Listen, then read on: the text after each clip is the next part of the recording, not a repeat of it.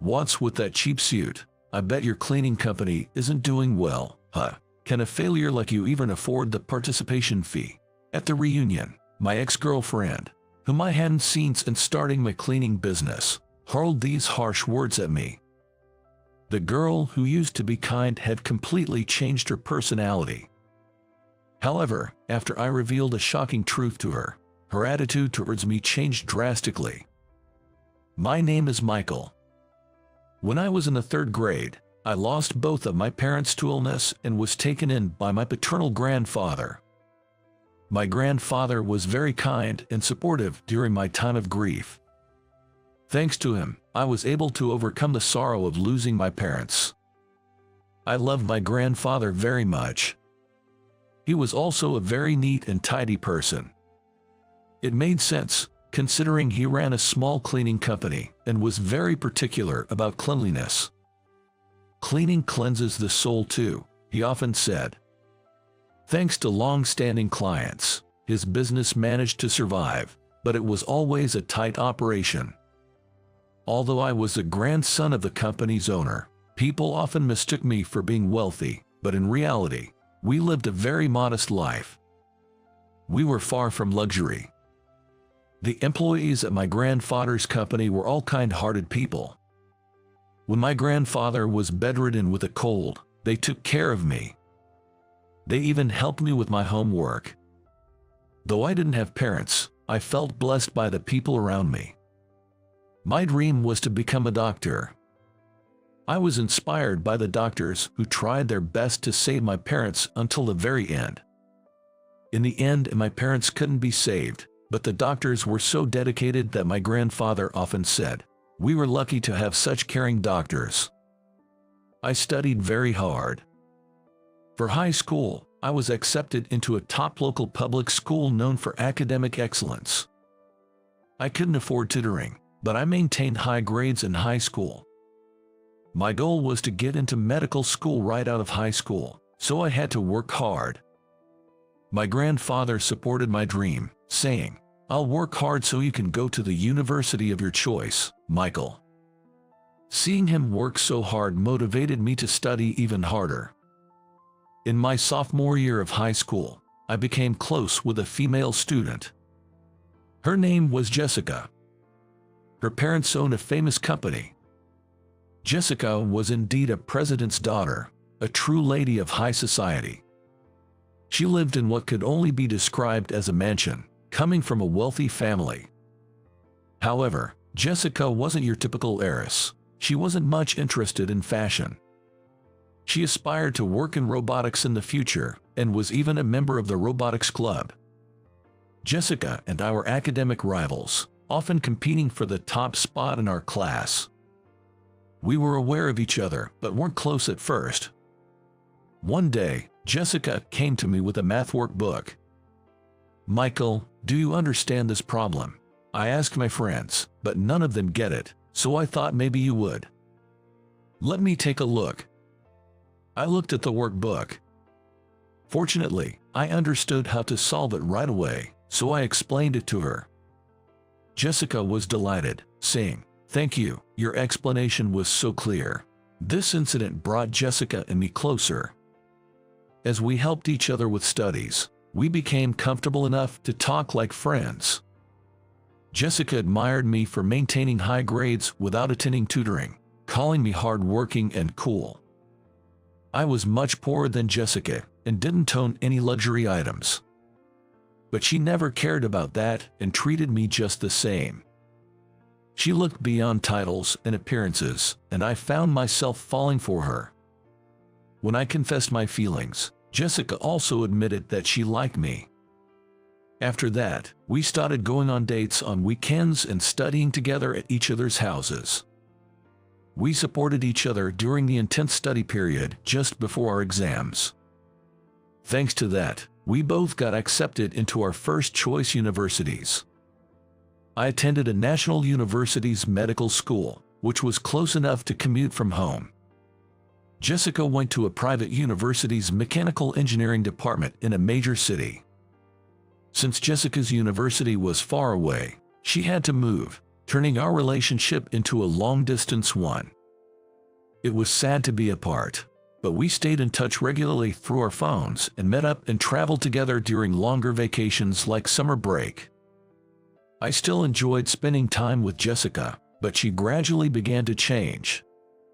Specifically, she started to become very concerned about her appearance. At first, I was happy to see her becoming prettier. "I'd dressed up specially for you, Michael," she would say, and I couldn't help but feel pleased. However, over time, Jessica became more concerned with appearances than anything else. If I wore inexpensive clothes for a date, she would make a face and say, "What's with those cheap-looking clothes?" Even when I gave her a necklace worth $100 as a birthday gift, putting in extra effort, she said thank you, but her expression suggested she had hoped for something more expensive.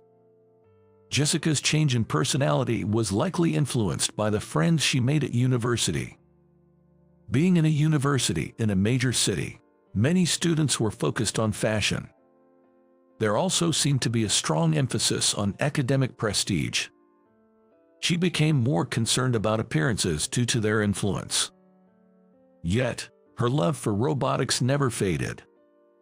Jessica continued to study hard, even pursuing graduate studies while maintaining her interest in fashion. It was sad to see her change, but because I still liked these aspects of her, our relationship continued. On my end, I studied hard and successfully obtained my medical license. My graduation was also set. Jessica graduated from graduate school and secured a job, and we were happy for each other's achievements. We were discussing a celebratory trip when a major incident happened to me. My grandfather fell and passed away. According to the employees at his company, he collapsed suddenly at work and couldn't be saved despite being rushed to the hospital. Facing my motionless grandfather in the hospital, I couldn't stop my tears.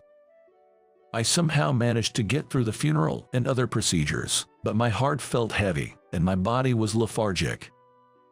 However, I couldn't stay down forever. I had to think about my grandfather's cleaning company, which had lost its president. He had handled many tasks as president, and it was difficult for the remaining employees to fill the gap. Being a small company, losing even one person was a significant blow. Hiring new people wasn't feasible for a small, struggling cleaning company. The company's finances were tight, and there was talk of shutting it down. However, most of the employees were over 50, and finding new jobs would be difficult for them. So, I decided to take over the cleaning company for their sake. The employees opposed this unanimously. "Michael, you should become a doctor," they said. "Don't sacrifice your life for us old folks," they urged, but I took over the company out of gratitude to the employees who had helped me. I also didn't want to shut down the company my grandfather had worked so hard to maintain. I talked to Jessica about this. I thought she would understand, but her response was unexpectedly cold. "A small cleaning company has no future. I don't see a bright future with you, so let's break up," she said. Her words shocked me. The kind Jessica I knew had become someone who judged people based on status and appearance. Looking at Jessica Gay, I saw she was clad entirely in designer brands, with flashy makeup. The girl I once knew was no longer there. I was saddened, but at the same time, I realized I no longer wanted to be with this changed Jessica. "I understand, let's break up." Saying just that, Jessica and I easily ended our relationship. Perhaps because my affection for her had already cooled a bit, I didn't linger too much on the heartbreak. I quickly moved on and, after graduating from university, devoted myself to the cleaning company. I was determined to improve its performance and make it a company my grandfather could be proud of. Though I was a novice in business management, I knew blindly working hard wasn't enough. First, I studied books on business and economics. Then, using my knowledge of mathematics from university, I analyzed the company's performance data and devised a strategy. I also put effort into sales and social media advertising to make our company more known. Our company had high customer satisfaction. It was just not well known. That's why our long-standing clients had always chosen us. My strategy worked. Requests gradually increased, and the company's performance improved. The fact that a medical school graduate had turned around a cleaning company made an impact, leading to media coverage. These interviews helped promote our business, leading to further improvements in performance.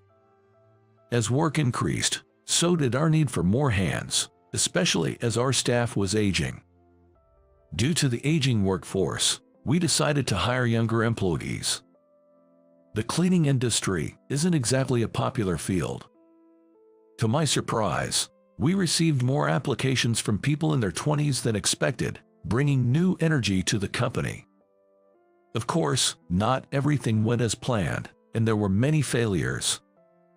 But thanks to the support of all the staff, we overcame these challenges.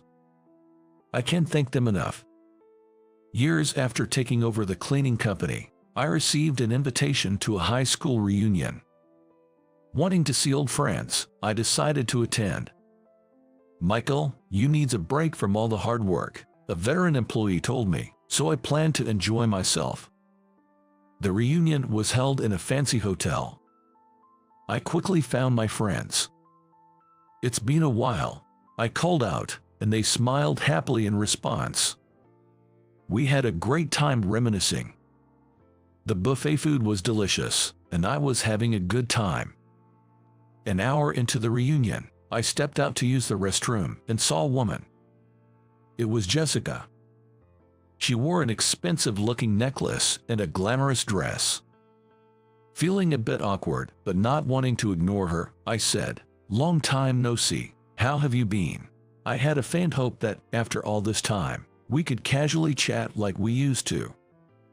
However, Jessica scrutinized me from head to toe and smirked in a mocking manner. "What's with that cheap suit? Your cleaning company must not be doing well, huh? Can a failure like you even afford the participation fee?" Her words hurt me.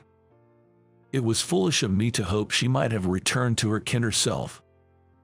I realized she would probably never change back. Thinking this, I felt both sadness and a sense of loneliness. While I stood there speechless, my classmate Brandon found me and approached with a smile. His face was red from drinking, and he didn't seem to notice my serious demeanor. Slapping my shoulder, Brandon said with a grin, "Congrats on making it into the Millionaires Club, man." Hearing this, Jessica looked confused. "What do you mean by the Millionaires Club?" she asked. Brandon looked surprised at her question. "You don't know, Michael here has made a huge success of his cleaning company. His assets are now over $30 million. "Really? That can't be true." Jessica gasped in disbelief. Jessica was in disbelief, but Brandon, with a flushed face, affirmed it. "It's not a lie. The local media ranked local company presidents by their assets, and Michael made it onto the list of wealthiest people." "Well, it's just a local thing. Nationally, it's not a big deal at all," I added modestly. My cleaning company had expanded in scale and had many employees. As a result, my assets had increased significantly. I did own more expensive suits, but I had sent them to the cleaners and ended up wearing a cheaper suit to the reunion. But I had no intention of bragging. To reiterate, I had come this far thanks to my employees. I couldn't have done it alone. When I made it onto the list of wealthiest people, the local media came to interview me. I initially declined because I didn't like the sensational nature of the story, but I agreed on the condition that I could promote another activity I was involved in. That activity was a community cleanup volunteer program. In my hometown, littering and illegal dumping had been a problem for several years. It wasn't something that could be ignored. It was so bad it made the news. My hometown, known for its beautiful scenery and as a tourist destination, was marred by this litter. Wanting to do something as a cleaning company, I came up with the idea of volunteering for cleanup. Every Saturday, employees and local residents joined together for the cleanups. When I put out a call for more volunteers, the news about the wealth list led to an unexpected turnout of 10,000 volunteers. As they say, there's strength in numbers, and the town was cleaned up incredibly quickly. With so many people, we also came up with ideas to prevent littering. Based on these ideas, we installed security cameras and took various measures, significantly reducing littering and illegal dumping. The cleanup made the town more attractive, increasing tourism and significantly contributing to the local economy. As I explained this, Jessica looked astonished. "I was abroad until recently, so I didn't know," she stammered, then fell silent, looking downcast. I didn't need to linger on Jessica, so I quickly used the restroom and returned to enjoy the reunion with my friends. The next day at work, while I was busy, a visitor arrived. It was Jessica. I felt uneasy, wondering if she had come to mock me again, but I decided to listen to what she had to say. In my office, Jessica apologized to me. "I'm really sorry for what I said yesterday. I also regret breaking up with you over your job before we graduated." Her demeanor was completely different from the day before. As I was still processing this change, Jessica continued. "Listening to your story made me reflect on my life all night. I realized that since university, I've been too focused on appearances and status, losing sight of people's inner values," she said, her eyes seemingly returning to their former self. Looking closer, I noticed she wasn't wearing any expensive accessories. She seemed to have genuinely changed. Her sincere apology was evident.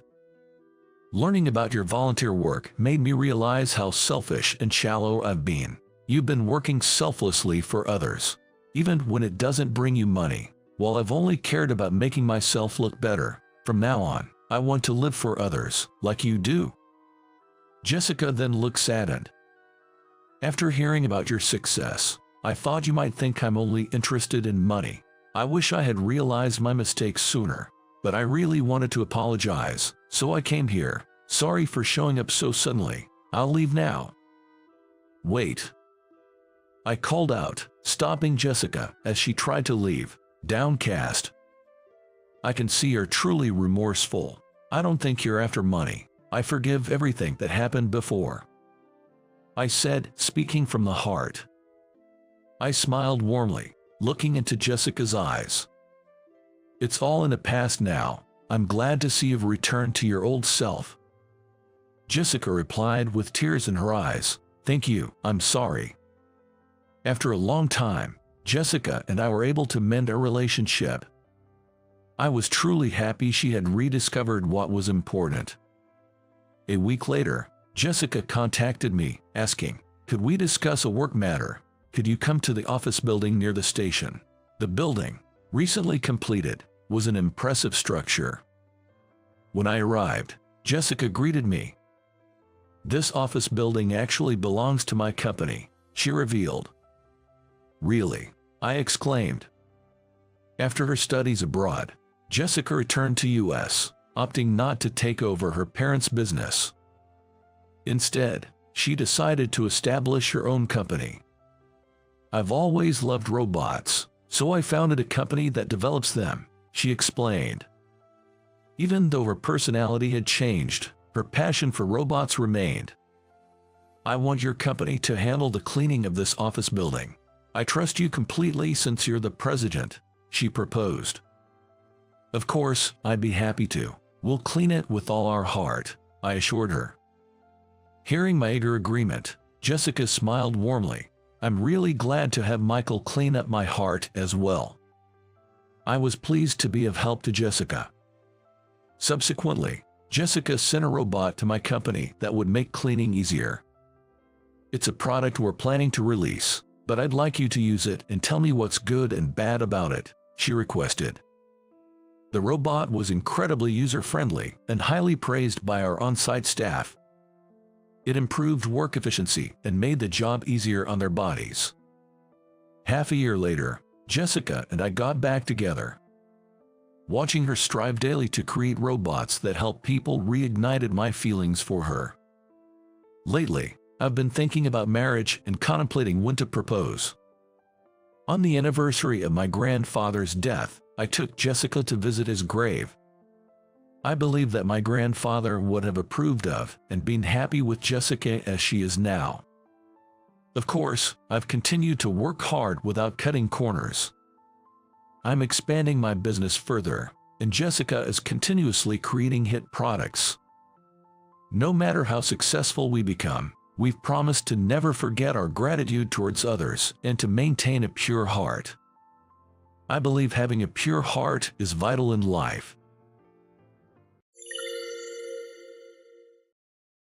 I'm actually about to change jobs soon.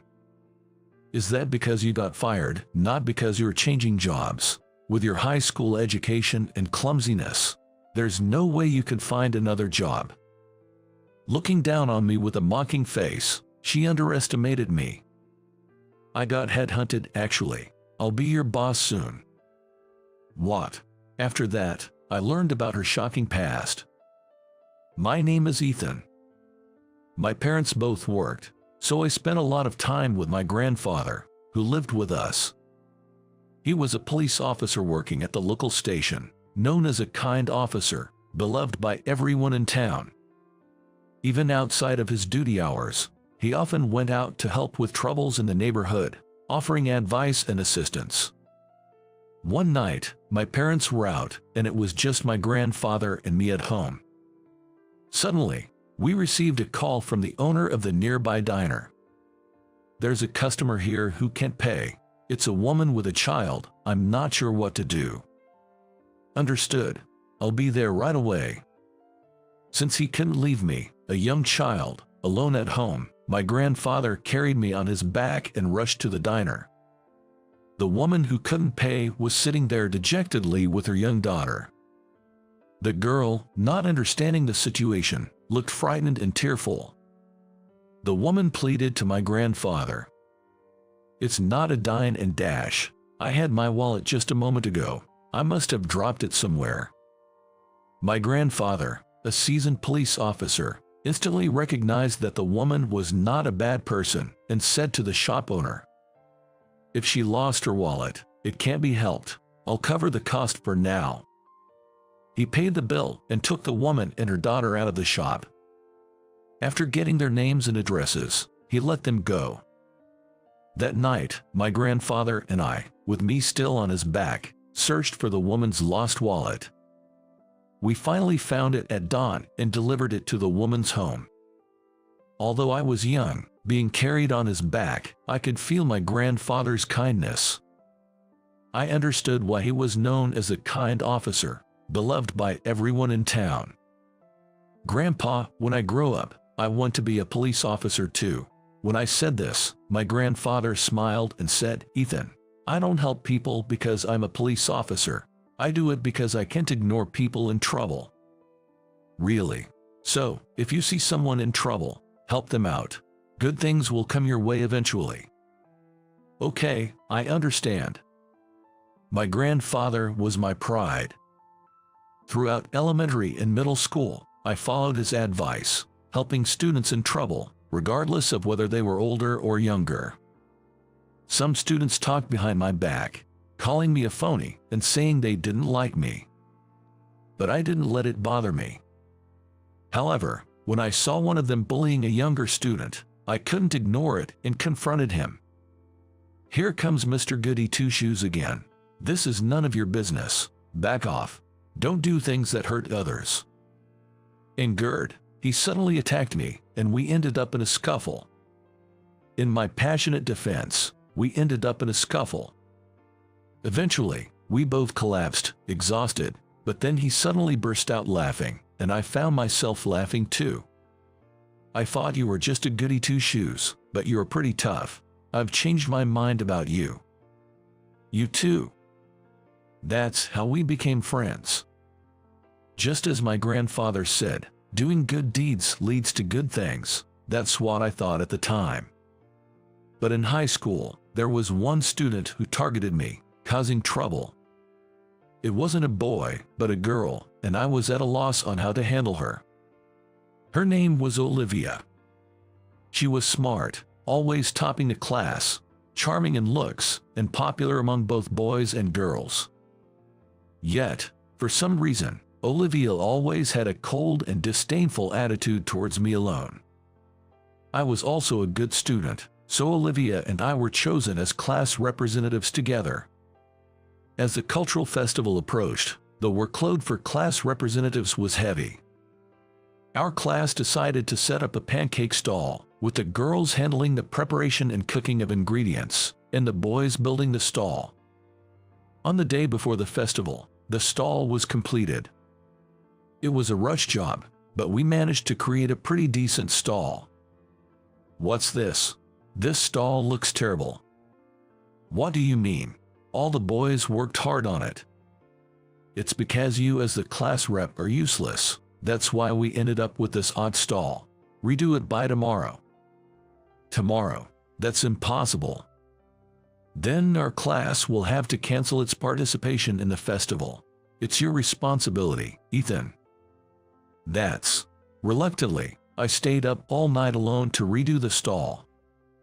For some reason, Olivia always turned her face away whenever she saw me. She would even click her tongue intentionally. At first, she just showed her disdain through her attitude, but as graduation approached, she began to openly glare at me. On the day of the graduation ceremony, it was raining. Thinking how unlucky it was for such an important day, I headed to school and saw Olivia walking in the rain, apparently having forgotten her umbrella. Despite the unpleasant experiences she had caused me, following my grandfather's teaching to help those in trouble, I approached Olivia and said, "You'll get soaked on this important day of our graduation." I offered her my umbrella. Then Olivia glared at me fiercely and snapped, "Don't act like a stalker." "Stalker? What are you talking about? I'm just offering you an umbrella so you don't get wet. I didn't ask for your help. Stay away from me." She suddenly shoved me. I slipped and landed right in a puddle formed by the rain. So, I ended up attending the graduation ceremony completely drenched. Trying to help someone, but ending up in a worse situation myself, I muttered to myself. Grandpa said doing good deeds brings good things, but sometimes it doesn't work out. After graduating from high school, I landed a job at an IT company, where my programming skills were recognized, and I worked in the app development department. Being a science-oriented person, I had taught myself programming during high school and even obtained certifications. The app I contributed to developing received positive recognition in the industry, and just 3 years into my job, I was promoted to a lead position. The company grew, and among those who joined straight out of high school, I was at the forefront. All right, I'll keep pushing myself even harder. I was enthusiastic, but one evening, as I was about to head home after overtime, a man called out to me from the shadows. Listening to what he had to say, I exclaimed in disbelief, What? You can't be serious." This left me utterly astonished. A few days later, I received an email about a high school reunion. The thought of seeing my old classmates again made my heart race, but the organizer of the reunion was none other than Olivia. She was the same girl who had pushed me into the puddle on our graduation day. Honestly, I hesitated about attending, but the idea of missing out on a reunion I was looking forward to because of one unpleasant person seemed too much of a sacrifice. So, I replied with my attendance confirmation. When I arrived at the venue that day, I saw Olivia sitting at the reception. I didn't want to see her face, so I entered through a different entrance. Catching up with old classmates after a long time, I was suddenly poked in the back. Turning around, it was Olivia. "It's really bothersome, you know." What is? You didn't sign in at the reception. Ignoring the rules, do you even consider yourself a professional? Olivia was still as tough on me as ever. When I went to sign in, I saw Olivia's workplace written there and was surprised. Not just your name, write down your workplace too. Actually, I'm about to switch jobs.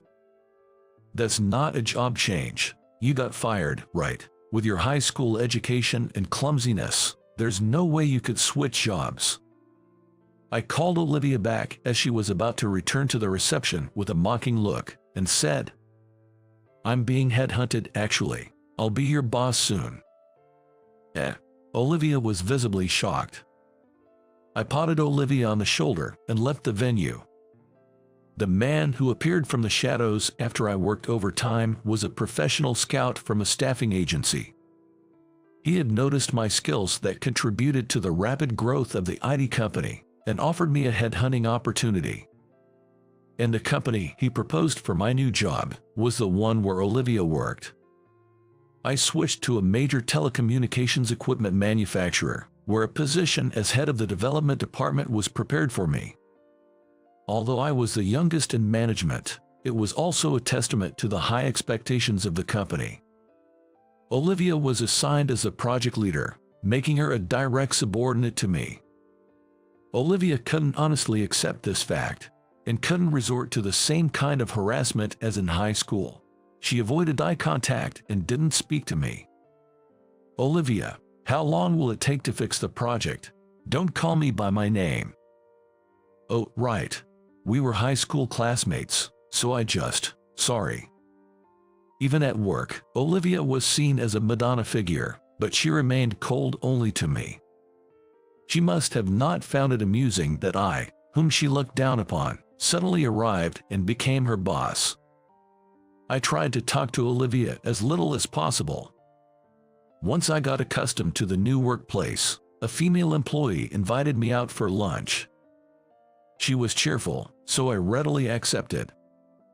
"I heard you're knowledgeable in programming. Could you advise me on how to study?" "Well, I self-taught, but attending night school is the best way. If you decide to study, I'll change your work shift for you." "Thank you." The purpose of the female colleague inviting me to lunch was that consultation. But I was happy that she was proactive about wanting to learn programming. Leaving the restaurant, as I was heading back to the office with her, we ran into Olivia by chance. Her attitude then became colder than ever, and she started behaving defiantly towards me, her boss. Thinking this situation could affect the project, I quietly approached her at my welcome party later. "Olivia, I need to talk to you later." Having become cheerful from the alcohol, Olivia said, "Is that an order from the boss?" "Well, yes." Wanting to have a serious talk with Olivia, I responded so. Then Olivia, with her usual condescending look, stared at me and said, "Then I suppose I have no choice." After the party, she reluctantly followed me, and we entered a nearby bar. I intended to talk about the project's progress, but as the alcohol flowed, I vented my frustrations about Olivia's cold attitude towards me since high school. I was taught by my grandpa to help those in trouble, and in elementary and middle school, everyone liked me, but in high school, for some reason, you were the only one who looked down on me and harassed me. "Why, what about me didn't you like?" Olivia, who had been silently listening to my complaints, looked at me determinedly and said, I liked you, Ethan." For a moment, my mind went blank. "I really liked you, so when I saw you talking with other girls, I couldn't stand it, and that's why I acted that way." "You, really?" "After doing something so terrible on the day of our graduation ceremony, I thought we could never be friends again and gave up. But working together again, I realized I still like you." Look at the time. "Sorry, but let's call it a night for now." Thrown off by Olivia's unexpected confession, I hurriedly left the bar. According to Olivia's confession, it seems we both attended the same kindergarten. At that time, Olivia was being harassed by other boys, and I helped her. For me, taught by my grandfather to help others, it was a normal thing to do, but it seemed surprising to Olivia. Since then, she said, I became her hero. When I got home from the bar and told my grandfather, he asked, "What's the name of this woman?" "It's Olivia Parker." "Olivia, I see. It must be the same girl from back then." In fact, my grandfather once rushed to a diner on a report of a dine and dash, and the woman who had lost her wallet was named Parker. The girl with her was Olivia. Feeling a sense of destiny from this unexpected encounter, I decided to honestly accept Olivia's confession. Deep down, I had always harbored feelings for Olivia, who was like the Madonna of our school. The next day, I confessed to Olivia as well. Olivia nodded with a happy smile. It was the first time I saw her smile. I thought she was incredibly beautiful. When I told her about my grandfather's story, Olivia too felt it was a fateful encounter, laughing and saying, "If we get married, I'm sure we'll make it work." I vowed to make Olivia happy. And I realized my grandfather's teaching was indeed correct. Helping others will surely bring good things in return.